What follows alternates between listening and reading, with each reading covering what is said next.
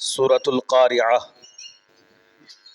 أعوذ بالله من الشيطان الرجيم. بسم الله الرحمن الرحيم.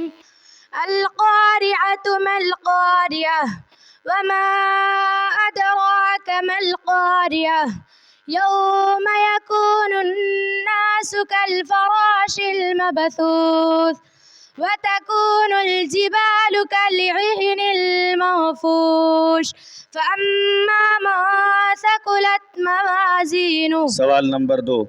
أعوذ بالله من الشيطان الرجيم. بسم الله الرحمن الرحيم. إن الذين فتنوا المؤمنين والمؤمنات.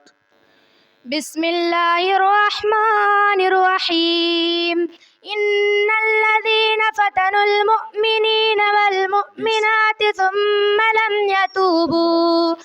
يتوبوا فلهم عذاب جهنم ولهم عذاب الحريق. إن الذين آمنوا وعملوا الصالحات فلهم أجر غير ممنون. بسم الله الرحمن الرحيم. ألم تر كيف فعل ربك بأصحاب الفيل؟ ألم يجعل كيدهم في تضليل وأرسل عليهم طيرا أبابيل ترميهم بحجارة من سجيل فجعلهم كعصف مأكول. صدق الله العظيم.